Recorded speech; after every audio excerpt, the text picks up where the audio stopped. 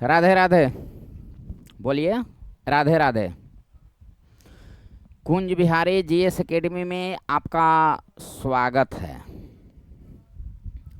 बिहार दरोगा के लिए साइंस का यह पॉइंट है, इसको आप गंभीरता पूर्वक जो है इसको आप देखिए, क्या क्वेश्चन पूछता है, नहीं क्वेश्चन पूछता है इसे। और बस राधे राधे, शुरू करते हैं। यह ध्वनि तरंग से कुछ महत्वपूर्ण प्रश्न यहाँ लिखा हुआ है, मतलब कुछ महत्वपूर्ण प्रश्न। प्रश्न तो है लेकिन कुछ है और महत्वपूर्ण है, और हम इसको कम से कम समय में आपको जहाँ कंफ्यूज होता है क्वेश्चन, जहाँ नहीं बन पाता है, उसको समझाने का प्रयत्न कर रहे हैं। इसको आप ध्यानपूर्वक जो है इसको समझिएगा और 15 से 20 मिनट में इसको समाप्त कर रहे हैं। यहाँ देखिए ध्वनि तरंग। ध्वनि तरंग से यह आपका क्वेश्चन जो है। सबसे पहले ये आप जानिए कि यह आपका तरंग है। तरंग तरंग दो यांत्रिक और अयांत्रिक। अयांत्रिक mechanical wave and non mechanical wave. यांत्रिक तरंग में दो, अनुप्रस्थ अनुप्रस्थ और अनुदैर्घ्य। अनुप्रस्थ और अनुदैर्घ्य तरंग। अयांत्रिक तरंग विद्युत चुंबकीय तरंग। विद्युत चुंबकीय तरंग। विद्युत चुंबकीय तरंग। अब एक बात बताइए कि यह जो यांत्रिक तरंग है, इसमें गमन करने के लिए माध्यम की आवश्यकता होती है।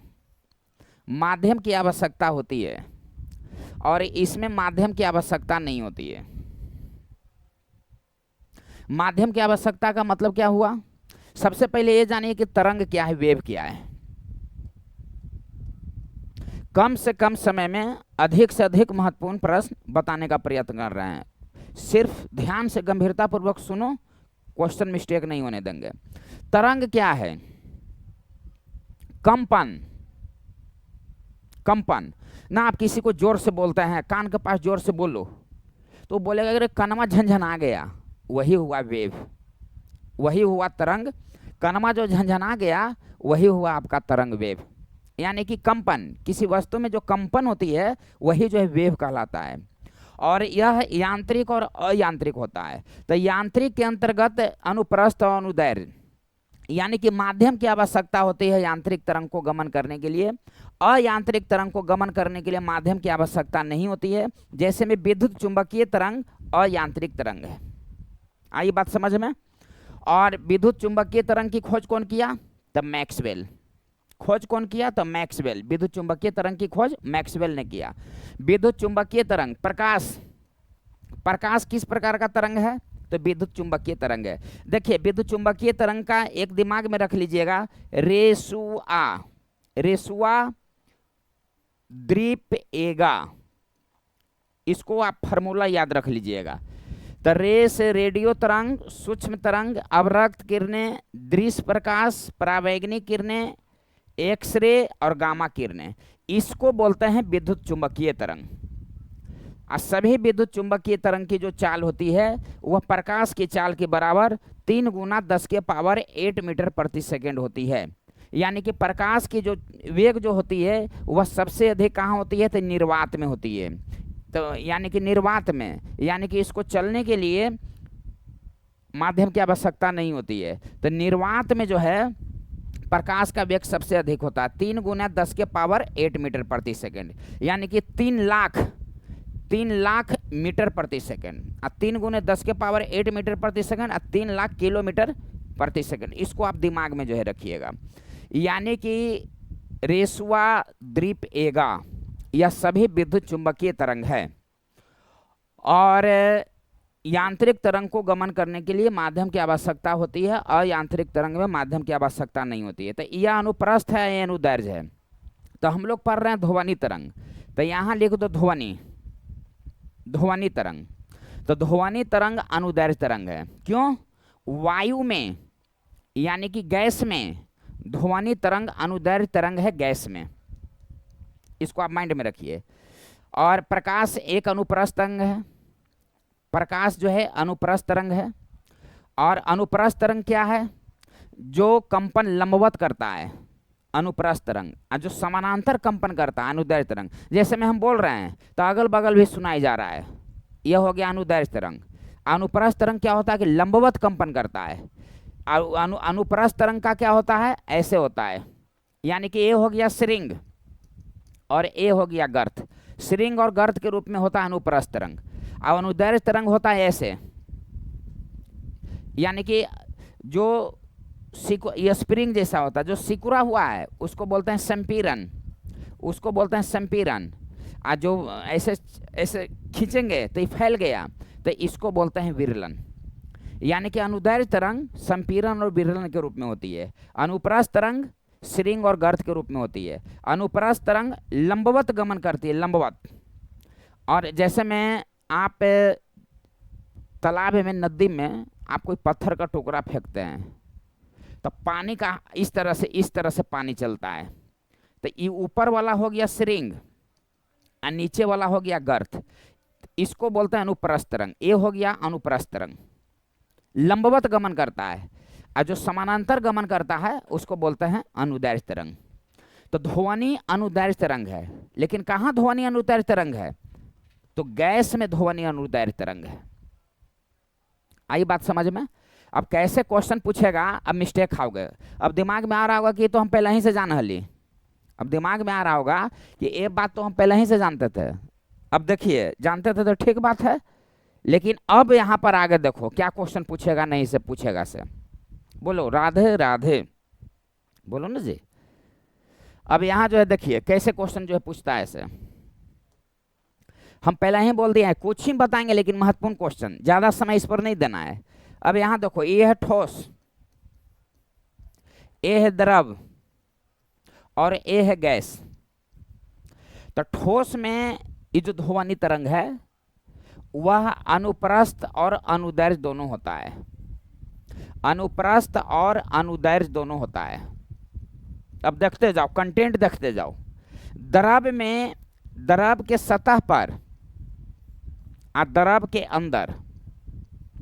तो द्रव के सतह पर ध्वनि तरंग अनुप्रस्थ होता है और द्रव के अंदर ध्वनि तरंग अनुदैर्घ्य होता है। और गैस में ध्वनि तरंग अनुदैर्घ्य होता है। जैसे में हम लोग बोलते हैं ना कि ध्वनि तरंग अनुप्रस्थ नहीं अनुदैर्घ्य है, प्रकाश तरंग अनुप्रस्थ है, ध्वनि तरंग अनुदैर्घ्य है। तो अनुदैर्घ्य हम लोग बोल तो देते हैं, लेकिन आपको फंस ना जाइएगा क्वेश्चन में। कैसे फंसिएगा? वो गैस में अनुदैर्घ्य तरंग है, दे देगा कि द्रव के सतह पर कौन सा तरंग होता है, ध्वनि तरंग, तो अनुप्रस्थ होता है। द्रव के अंदर तो अनुदैर्घ्य। यानी कि पॉइंट नंबर 1, पॉइंट नंबर 2 और पॉइंट नंबर 3, ये तीनों को इसी तरह से लिख लेंगे। आप कोई आपसे पूछ दे या किसी से आप पूछ दीजिए कि ध्वनि तरंग किस प्रकार का तरंग है, तो अनुदैर्घ्य तरंग, तो उसको बोलिए कि द्रव के सतह पर कौन तरंग है, तो फंस जाएगा। द्रव के अंदर कौन तरंग है, तो फंस जाएगा। ठोस में कौन सा ध्वनि तरंग होता है, तो फंस जाएगा। ज्यादातर लोग यही जानता है अनुदैर्घ्य तरंग, इसमें फंसना नहीं है, इसको इसी तरह से नोट आप बना लेना। अब जो है देखिए नेक्स्ट नंबर, इसको ध्वनि तरंग से जो मेन इंपॉर्टेंट है, जो आप बात को समझिए। मेन हम पहले ही बोल दिए, मेन पॉइंट को हमको बताना है। 1 घंटा कथा नहीं जो है कहना है। अब हमको एक बात बताइए, फुसफुसाहट जानते हैं? फुसफुसाहट जानते हैं?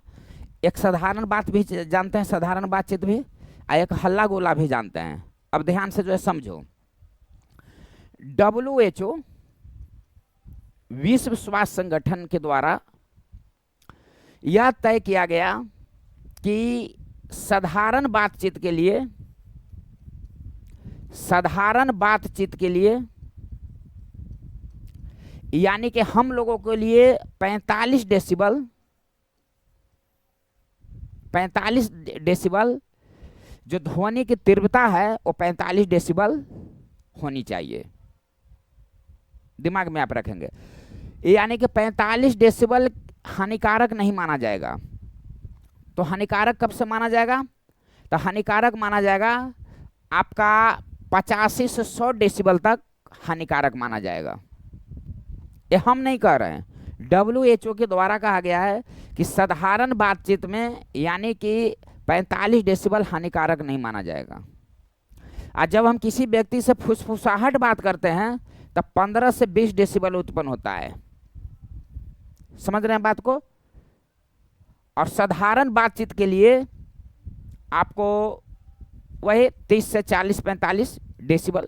जैसे में हम साधारण बोल रहे हैं तो मेरा जो ध्वनि का जो तीव्रता है वह 30 से 40 डेसिबल है, और WHO कहता है कि 45 डेसिबल आपका हानिकारक नहीं है। 45 डेसिबल तक आपका कान जो है सही सलामत रहेगा। अब 85 से 100 डेसिबल जो ही हुआ, कान खराब होने की संभावना होगी। ये WHO का कहना है। अब फुसफुसाहट में कितना ध्वनि की तीव्रता होती है? तो 15 से डेसिबल। साधारण बातचीत में 30 से 40। एक्चुअली में एक जगह विकल्प देखे हमने 35 डेसिबल, साधारण बातचीत में 35 डेसिबल। समझ रहे हैं बात को? अब यहां पर देखिए नेक्स्ट नंबर जो देखिए, सब मेन टॉपिक है, उसको आप लिखते जाना। अब यहां जो है देखिए, ध्वनि की तीव्रता, ध्वनि की तीव्रता, ध्वनि की तीव्रता का मात्रक क्या होता है? तब मात्रक इसका होता है डेसिबल भी, डेसिबल इसका मात्रक होता है। इसका मात्रक होता है बेल भी, बेल। इसका मात्रक होता है माइक्रोवाट प्रति मीटर स्क्वायर भी होता है इसका। ये ध्वनि की तीव्रता का 3 मात्रक होता है, जिसमें SI मात्रक होता है A। डेसिबल होता है हम लोग व्यवहारिकता में हम लोग प्रयोग करते हैं, व्यवहारिक तौर पर इसको प्रयोग करते हैं डेसिबल। एक बेल बराबर 10 डेसिबल होता है। एक बेल बराबर 10 डेसिबल होता है, इसको नोट कर लेना। एक बेल बराबर 10 डेसिबल। ध्वनि की तीव्रता का यह 3 मात्रक है। जैसा विकल्प में रहेगा जैसा आप आंसर देना। एक बेल बराबर 10 डेसिबल, ध्वनि की तीव्रता डेसिबल। आप कोई भी पूछ देगा कि ध्वनि की तीव्रता किस में मापी जाती है? तो डेसिबल में। तो ये हम लोग बोल चाल के व्यवहारिकता के तौर पर डेसिबल बोलते हैं, लेकिन दे देगा कि ऐसा ही मात्रक क्या होता है? तो माइक्रोवाट प्रति मीटर स्क्वायर। और ध्वनि की तीव्रता का और मात्रक क्या होता है? तो बेल होता है, बेल। एक बेल बराबर होता है 10 डेसिबल। अब यहाँ जो है देखिए क्वेश्चन क्या देता है ऐसे। अब आपका प्रश्न जो है पूछता है, सब नोट करते जाना, मेन पॉइंट है। अब आपका क्वेश्चन जो है पूछता है, यहां जो है देखो, T D P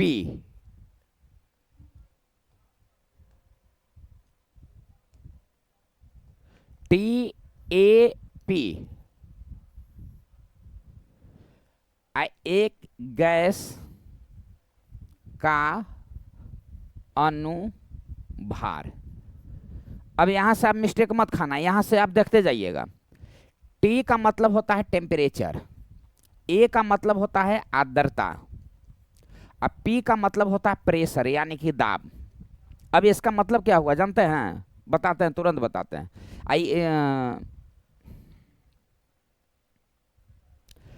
टेम्परेचर, आर्द्रता और दाब, इतना चीज आप जान गए। अब यहां देखिए गैस का अनुभार, और एक होता है प्रत्यास्थता। प्रत्यास्थता, प्रत्यास्था जो है कैसे लिखा गया जी? प्रत्यास्थता, अब दिमाग में ना आ रहा कैसे लिखा गया। हाँ ये सही हुआ। प्रत्यास्था जो है क्या होता है से देखो, टेम्परेचर, आर्द्रता और प्रेशर, ये यदि हम तीनों बढ़ेगा, ये तीनों बढ़ेगा तो ध्वनि का वेग बढ़ेगा, ध्वनि की चाल जो है बढ़ेगा, ध्वनि की चाल जो है बढ़ेगा। मतलब यदि वायुमंडल का टेम्परेचर बढ़ेगा तो ध्वनि की चाल जो है बढ़ेगा। ये दिमाग में रखना है। आर्द्रता बढ़ेगा तो ध्वनि का चाल बढ़ेगा। आई दाब का कोई प्रभाव नहीं पड़ता है, दाब का कोई प्रभाव नहीं पड़ता है। टेम्परेचर बढ़ने पर चाल बढ़ेगा, आर्द्रता बढ़ने पर चाल बढ़ेगा, प्रत्यास्थता बढ़ने पर चाल बढ़ेगा।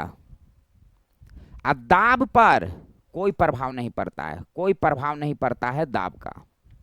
यदि ध्वनि पर दाब दिया जाए प्रेशर तो उसका कोई प्रभाव नहीं पड़ेगा। वायु में ध्वनि की चाल होता है 332 मीटर प्रति सेकंड।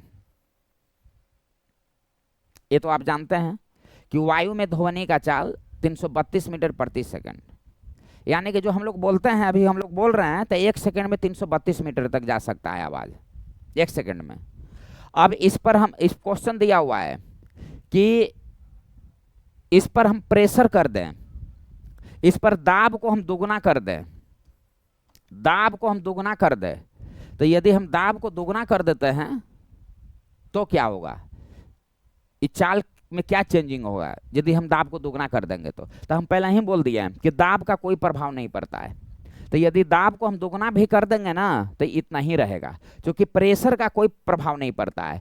और टेम्परेचर और आर्द्रता बढ़ेगा तो चाल बढ़ेगा, ये दोनों का जो है टेम्परेचर और आर्द्रता बढ़ेगा तो चाल बढ़ेगा।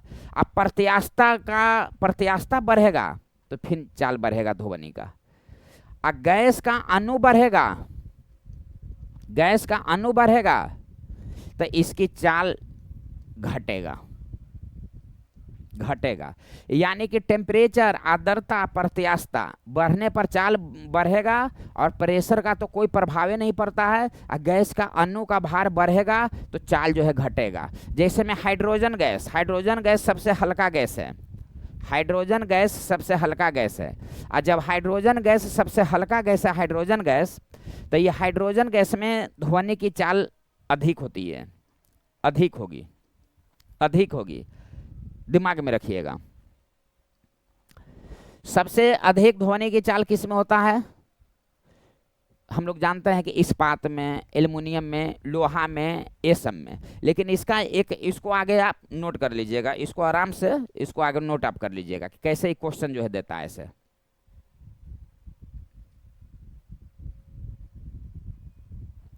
अब यहां जो है देखिए क्वेश्चन क्या है ऐसे,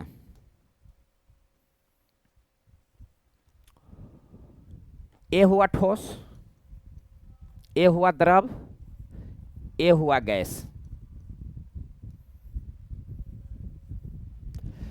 ए हुआ निर्वात। तो ध्वनि की चाल सबसे अधिक ठोस में, इधर जिधर मुंह खुला हुआ है वो बड़ा हो गया, तो ध्वनि की चाल सबसे अधिक ठोस में, ठोस मतलब इस्पात, एल्युमिनियम, एल्युमिनियम, इस्पात, एल्युमिनियम, लोहा, इस सब में सबसे अधिक ध्वनि की चाल होती है। इसके बाद सेकंड नंबर में द्रव, द्रव मतलब जल, मतलब लगभग 1483 मीटर प्रति सेकंड। पानी में, पानी में आप बोलेंगे तो पृथ्वी की अपेक्षा ज्यादा सुनाई पड़ेगा जल। और समुद्र के जल में बोलेंगे, समुद्र के जल में बोलेंगे तो इससे ज्यादा सुनाई पड़ेगा। समुद्र के जल में, समुद्र में बोलेंगे तो ज्यादा दूरी तक जाएगा सुनाई, 1 सेकंड में ज्यादा दूरी जो है तय करेगा। गैस में, गैस में यानी कि वायु में 332 मीटर प्रति सेकंड। ध्वनि की चाल निर्वात में, निर्वात का मतलब क्या होता है, वैक्यूम, जहां कुछ हो नहीं हो, कुछ भी नहीं हो, जीरो, वहां का वातावरण नहीं हो, तो यहाँ जीरो होगा ध्वनि की चाल। ध्वनि की चाल निर्वात में नहीं होता है, निर्वात में नहीं होता है। ध्वनि की चाल सबसे अधिक होता है ठोस में, इसके बाद होता है द्रव में, इसके बाद होता है गैस में। और निर्वात में ध्वनि की चाल नहीं होता है, क्योंकि ध्वनि को गमन करने के लिए माध्यम की आवश्यकता होती है। ध्वनि को गमन करने के लिए, ध्वनि को गमन करने के लिए माध्यम की आवश्यकता होती है। माध्यम का मतलब जैसे में हम बोल रहे हैं, अब आप सुन रहे हैं, तो वायु हो गया माध्यम। जैसे में आप एक जगह से दूसरा जगह जाते हैं तो बस के माध्यम से जाते हैं एक जगह से, तो यहाँ से कहीं जाना है तो ट्रेन पकड़ते हैं, तो माध्यम हो गया। उसी तरह से जब हम बोल रहे हैं, जब आपके कान के पास आवाज जा रहा है तो कैसे गया आवाज? हवा के माध्यम से गया, हवा ले गया उस आवाज को, तो हवा क्या हो गया? ट्रेन जैसा हो गया, माध्यम का काम कर रहा है। तो ध्वनि का गमन करने के लिए माध्यम की आवश्यकता होती है, लेकिन लाइट को गमन करने के लिए, जो सूर्य का प्रकाश है उसको गमन करने के लिए माध्यम की आवश्यकता नहीं होती है। वो निर्वाते में सबसे अधिक होता है। प्रश्न देगा कि प्रकाश का वेग सबसे अधिक कहाँ होता है? तो निर्वात में। उसके लिए माध्यम की आवश्यकता नहीं होती है कि कोई चीज रहेगा, सहारा मिलेगा तब वही चलेंगे, नहीं, निर्वात में होता है। 3 × 10⁸ मीटर प्रति सेकंड। ध्वनि को गमन करने के लिए निर्वात में 0 होती है ध्वनि का गमन, और सबसे अधिक कहाँ होती है? ठोस में, द्रव में, गैस में। इसको आप समझ गए। अब यहाँ जो है देखिए नेक्स्ट नंबर, अब देखिए, बोलिए राधे राधे। अब अगला क्वेश्चन आपको जो है देता है, यहाँ ध्यान से समझिए। जैसे में ये होता है ध्वनि, ध्वनि, तो जब तरंग एक माध्यम से, इस समय आप कंफ्यूजन खा जाइएगा, देखिएगा, एक माध्यम से दूसरे माध्यम में प्रवेश करता है, एक माध्यम से दूसरे माध्यम में प्रवेश करता है तो क्या होता है? यहां पर नोट देके लिख लेना। आवृत्ति चेंज नहीं होता है, तरंग दैर्घ्य चेंज हो जाता है। यही क्वेश्चन आपको पूछता है और आप मिस्टेक खाते हैं कि जब तरंग एक माध्यम से दूसरे माध्यम में प्रवेश करता है, एक माध्यम से दूसरे माध्यम का मतलब क्या हो गया? ठोस से द्रव या द्रव से गैस। तो जब एक माध्यम से दूसरे माध्यम में जब प्रवेश करता है तो आवृत्ति, उसका फ्रीक्वेंसी जो होता है कोई चेंज नहीं होता, नो चेंज, लेकिन तरंग दैर्घ्य इसका चेंज हो जाता है। इसको आप नोट कर लेना, बहुत ज़्यादा यह क्वेश्चन पूछता है, आप फंस जाते हो आप। अब यहाँ जो है देखो नेक्स्ट क्वेश्चन जो है क्या देता है इसे। आपका क्वेश्चन जो है पूछता है कि ये हुआ ध्वनि, ध्वनि का विवर्तन, ध्वनि की तीव्रता, ध्वनि की तारतम्य, ध्वनि की गुणता। अब यह क्वेश्चन देता है। अब इसको जो है आप दिमाग में लाइए। विवर्तन का मतलब क्या हो गया? जैसे में हम इस रूम में बोल रहे हैं, तो इस रूम में हम बोल रहे हैं तो यही रूम में सुनाई जाना चाहिए था, बाहर भी लोग सुनता है, सही बात है कि नहीं? सही बात है। ध्वनि के किस गुण के कारण? तो ध्वनि के विवर्तन के कारण। आपका प्रश्न जो है पूछ देता है कि निम्नलिखित में से ध्वनि, यदि आप एक कमरा में बोल रहे हैं तो ध्वनि दूसरे कमरा में सुनाई जाती है, ध्वनि के किस गुण के कारण? तो ध्वनि के विवर्तन के कारण। तीव्रता क्या होता है? तीव्रता होता है कि कितना आप तेज गति से या धीमी गति से बोल रहे हैं, उसी को तीव्रता बोलते हैं। जैसे में हम भी बोल रहे हैं और हम लाउडली बोले, तेज हम बोले, तो वही हो गया तीव्रता। तारतम्य क्या होता है? तारतम्य होता है कि आवाज पतला और मोटा होना, आवाज का पतला और मोटा होना तारतम्य कहलाता है। मतलब क्या हुआ से देखो, ध्यान से देखो, आवृत्ति बढ़ेगा, आवृत्ति बढ़ेगा तो तारतम्य बढ़ेगा, तारतम्य बढ़ेगा। ध्यान से देखना, आवृत्ति घटेगा, आवृत्ति घटेगा तो तारतम्य घटेगा, तारतम्य घटेगा। तब पर अब दिमाग में आ रहा है तो क्या कहना आप चाह रहे हैं? हम ये कहना चाह रहे हैं से सुनो, आवृत्ति बढ़ेगा तो तारतम्य बढ़ेगा तो आवाज पतला होगा। जैसे में महिला का आवाज, महिला का आवाज पतली होती है पुरुषों की अपेक्षा। क्यों? आवृत्ति बढ़ेगा तो तारतम्य बढ़ेगा तो आवाज पतला होगा। आ रही बात समझ में? आवृत्ति घटेगा तो तारतम्य घटेगा, तो पुरुष का आवाज मोटा होता है, पुरुष का आवाज मोटा होता है। ये इसको आप नोट कर लेना। एक बात जानते हो, दिन की अपेक्षा रात में अधिक सुनाई जाता है, दिन की अपेक्षा रात में अधिक सुनाई जाता है। क्यों? हम पहले ही बोल दिए थे शुरू में ही कि आर्द्रता बढ़ने पर ध्वनि का वेग बढ़ेगा, तो रात में आर्द्रता अधिक होता है, रात में आर्द्रता अधिक होता है। आर्द्रता का मतलब क्या हुआ? पानी, वायु में नमी, वायु में ठंडापन। तो रात में ना वायु जो है ज़्यादा ठंडा लगता है। ठंडा काहे लगता है वायु? उसमें नमी रहता है, पानी का अंश रहता है। तो आर्द्रता उसी को बोलते हैं कि रात में आर्द्रता बढ़ेगा तो ध्वनि अधिक बढ़ेगा, तो इसीलिए दिन की अपेक्षा रात में अधिक सुनाई जाता है। अब ये क्वेश्चन दे देता है कि दिन की अपेक्षा रात में अधिक सुनाई जाता है किसके कारण? तो अपवर्तन के कारण। किसके कारण? तो अपवर्तन के कारण। दिन की अपेक्षा रात में अधिक ध्वनि सुनाई जाएगा किसके कारण? तो अपवर्तन के कारण। और दिन की अपेक्षा रात में अधिक ध्वनि सुनाई पड़ेगा किसके कारण? तो आर्द्रता रात में अधिक होती है। तो दो आंसर है, जैसा विकल्प जैसा आप आंसर दीजिएगा। तो ध्वनि का विवर्तन क्या हो गया कि आप एक जगह बोल रहे हैं दूसरे जगह सुनाई जाता है, ध्वनि का विवर्तन हो गया। तीव्रता क्या हो गया? कितना आप तेज गति से बोल रहे हैं। तारतम्य क्या हो गया कि कितना पतला और मोटा है, उसको तारतम्य कहते हैं। गुण आवृत्ति बढ़ेगा तो तारतम्य बढ़ेगा, तो आवाज पतला सुनाई देगा। आवृत्ति घटेगा तो तारतम्य घटेगा, तो आवाज मोटा सुनाई देगा। समझ रहे हैं? अब यहाँ पर यह सवाल है कि यह गुणता क्या होता है, क्वालिटी क्या होता है, गुणता क्या होता है। तो गुणता के कारण क्या होता है, ये सुने हैं ना, हम जो आवाज बोल रहे हैं, मेरा आवाज दूसरा तरह का है, हर व्यक्ति का आवाज दूसरा तरह का है। किस गुण के कारण? तो ध्वनि के गुणता के कारण। हर व्यक्ति का आवाज अलग अलग होता है। आपको प्रश्न दे देगा कि हर व्यक्ति का आवाज अलग अलग होता है किसके कारण? तो हर व्यक्ति का आवाज जो अलग अलग होता है वह ध्वनि के गुणता के कारण। तारतम्य के कारण पतला और मोटा होता है। तीव्रता देखिए, तीव्रता तीव्र इसमें लगा हुआ, तीव्र तेज आवाज तीव्रता के कारण। ध्वनि के विवर्तन के कारण अगल बगल सुनाई जाता है। दिन की अपेक्षा रात में अधिक सुनाई पड़ता है अपवर्तन के कारण, या आर्द्रता रात में बढ़ेगी तो ध्वनि का चाल बढ़ेगा। समझ रहे हैं? एक होता है आपको सरब तरंग, सरब तरंग। एक होता है आपको अवसरब, एक होता है परासरब। परासरब होता है अब audible wave, infrasonic, ultrasonic wave. सरब तरंग होता है 20 हर्ट्ज और 20,000 हर्ट्ज के बीच को बोलते हैं सरब तरंग। इसको मनुष्य सुनता है, मनुष्य सुनता है। पहले ही हमने बता दिया, साधारण बातचीत के लिए 35 डेसिबल, 85 से ऊपर खतरनाक आपके लिए है। अब 45 डेसिबल तक खतरनाक नहीं है, WHO का कहना है।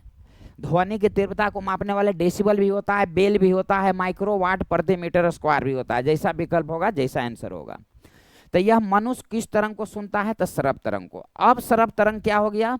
अब सरब तरंग होता है 20 हर्ट्ज से कम, 20 हर्ट्ज से कम, तो उसको बोलता है अवसरब तरंग। मतलब क्या हो गया? जैसे में हृदय का धड़कन, हृदय का धड़कन का आवाज सुनाई पड़ता है? नहीं, कान लगाते हैं तब। तो ये हो गया हृदय का जो धड़कन हो गया से अवसरब तरंग हो गया। समझ रहे हैं बात को? भूकंप, भूकंप जो है आता है तो सुनाई नहीं पड़ता है, अवसरब तरंग हो गया। परासरब तरंग होता है 20,000 हर्ट्ज से अधिक। देखो 20 हर्ट्ज और 20,000 हर्ट्ज के बीच है, अब 20 हर्ट्ज से कम ई और 20,000 हर्ट्ज से अधिक ई। 20 हर्ट्ज और 20,000 हर्ट्ज के बीच में ए, अब 20 हर्ट्ज से कम ए और 20,000 हर्ट्ज से अधिक ए। मनुष्य कौन तरंग को सुनता है? तो सरब तरंग को। धड़कन और भूकंप अवसरब तरंग। परासरब तरंग 20,000 हर्ट्ज से अधिक परासरब तरंग होता है। जैसे में चमगादड़, चमगादड़, चमगादड़ का आंख नहीं होता है, चमगादड़ का आंख नहीं होता है, फिर भी उड़ता है। क्या है? चमगादड़ उड़ता है तो परासरब तरंग को उत्सर्जित करता है। परासरब तरंग आगे आगे जाता है। मान लिया कि ऐसे से आगे गया, यहाँ दीवार है, दीवार से टकरा, परासरब तरंग दीवार से टकरा कर वापस लौटेगा, तो उसको अनुभव होगा कि लगता है कि आगे रोकर है, तो फिर अपना दूसरा रास्ता चेंज करेगा। आई परासरब तरंग की खोज कौन किया था? तो गाल्टन। गाल्टन एक सीटी के माध्यम से गाल्टन ने परासरब तरंग की खोज किया था। नॉर्मल बात है। जैसे मैं आपको पूछ देगा कि डॉल्फिन कौन तरंग उत्पन्न करता है? तो परासरब तरंग। मछली कौन तरंग उत्पन्न करता है? तो परासरब तरंग जो है मछली जो उत्पन्न करता है। चमगादड़ कौन तरंग उत्पन्न करता है? तो परासरब तरंग उत्पन्न करता है। यानी कि कुत्ता कौन तरंग को सुन सकता है? तब प्रासरव तरंग को कुत्ता सुन सकता है। बिल्ली प्रासरव तरंग को जो है सुन सकता है। कुत्ता अपसरव तरंग को भी सुनता है, यानी कि कम से कम जो है सुन भी सकता है, अधिक से अधिक भी सुन सकता है। जैसे में हाथी, एलिफेंट, हाथी जो है आपको अपसरव तरंग को सुन सकता है, कम से कम आवाज को हाथी जो है सुन लेता है, दिमाग में रखिएगा। कुत्ता के भी यही बात है, बिल्ली के भी यही बात है, यानी कि वो कम तरंग वाला भी सुन लेता है और अधिक तरंग वाला भी सुन लेता है। यानी कि 20 हर्ट्ज से कम भी सुन लेता है और 20,000 हर्ट्ज से अधिक भी सुन लेता है। चमगादड़ तो जानते हैं प्रासरव तरंग उत्पन्न करता है। प्रासरव तरंग का उपयोग कहाँ कहाँ होता है, ये अब क्वेश्चन दे देता है। जैसे में सबसे पहले ये जानिए कि सोनार जो यंत्र होता है, sonar sound navigation and ranging, note कर लेना। पूछ देता है क्वेश्चन कि सोनार का फुल नेम क्या है, तो साउंड नेविगेशन एंड रेंगिंग, यानी कि यह जो सोनार यंत्र है इससे प्रासरव तरंग उत्पन्न होता है। और सोनार यंत्र क्या करता है, सोनार यंत्र से समुद्र में रखा जाता है, उससे प्रासरव तरंग उत्पन्न होता है। समुद्र के अंदर कोई वस्तु गिर गया है तो उस वस्तु से टकराकर प्रासरव तरंग वापस आता है, तो पता चलता है कि लगता है कि वस्तु यही है। तो प्रासरव तरंग का यूज हो गया कहाँ, गहराई को पता लगाने के लिए, नदी की चौड़ाई को पता लगाने के लिए, कोई वस्तु गिर गया है उसको पता लगाने के लिए। जो महंगा कपड़ा होता है ना, तो हम लोग धर के साबुन और सोडा से रगड़ते रहते हैं, और जो महंगा कपड़ा है उसको प्रासरव तरंग से उसको साफ किया जाता है, कीड़े मकोड़ों को मारा जाता है। जो कृषि में जो कीड़े मकोड़ों को मारा जाता है प्रासरव तरंग के माध्यम से। जो धातु है, जो धातु है वो धातु में जो दरार आ जाता है प्रासरव तरंग के माध्यम से। धातु में दरार जो आ जाता है उसको पता लगाया जाता है कि दरार कहां पर है। समझ रहे हैं बात को।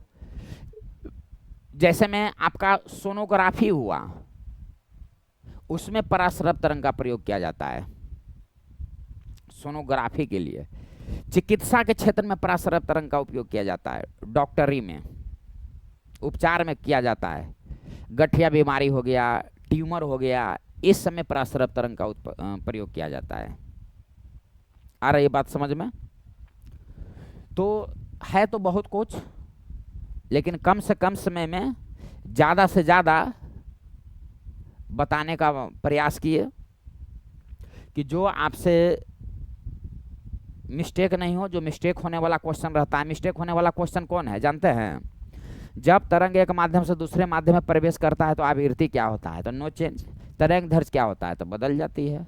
टेम्परेचर पर प्रभाव पड़ता है तो क्या होता है जानते हैं, जब 1 डिग्री सी टेम्परेचर जब बढ़ता है, 1 डिग्री सी टेम्परेचर जब बढ़ता है वायुमंडल का, तो 0.61 मीटर प्रति सेकेंड ध्वनि का चाल बढ़ जाता है, ध्वनि की चाल बढ़ जाता है। जब वायुमंडल का टेम्परेचर 1 डिग्री सी जब बढ़ता है तो ध्वनि की चाल 0.61 मीटर प्रति सेकंड बढ़ जाता है। इसको आप दिमाग में रखिएगा। तो टेम्परेचर बढ़ने पर प्रेशर का कोई प्रभाव नहीं पड़ता। टेम्परेचर और आर्द्रता, प्रत्यास्थता बढ़ने पर बढ़ता है, घटने पर घटता है। अब 1 डिग्री सी टेम्परेचर बढ़ेगा तो चाल जो है 0.61 मीटर प्रति सेकंड बढ़ जाएगा। इसको आप याद रख लेना। और क्या, तो ये सब क्वेश्चन को आप माइंड में रख लीजिएगा, क्वेश्चन मिस्टेक नहीं होगा। और मिस्टेक, अच्छा एक बात तो और जो हमको बताइए कि इसको आप नोट कर लीजिएगा। आयाम, आवृत्ति और तरंग दैर्ध्य,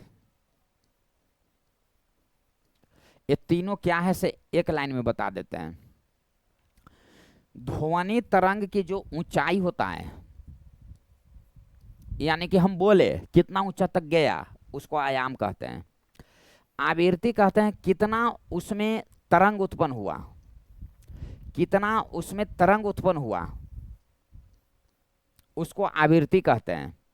तरंग दैर्घ्य कहते हैं कि कितना लंबाई तक गया, यानी कि तरंग की लंबाई, तरंग की लंबाई एकक शब्द में। तरंग की ऊंचाई आयाम कहलाता है। तरंग कितना वेव उत्पन्न हुआ उसको आवृत्ति कहते हैं, और तरंग की लंबाई को तरंग दैर्घ्य कहा जाता है। ये तीनों को आप एक जगह जो है नोट कर लेना। मिलते हैं नेक्स्ट वीडियो में। 15-20 मिनट ना करके आधा घंटा लगभग हो गया होगा, और इसको आप नोट बना लीजिएगा। और जब बताएं दिए तो फिजूल के टाइम क्या बोलो एक बार और, राधे राधे।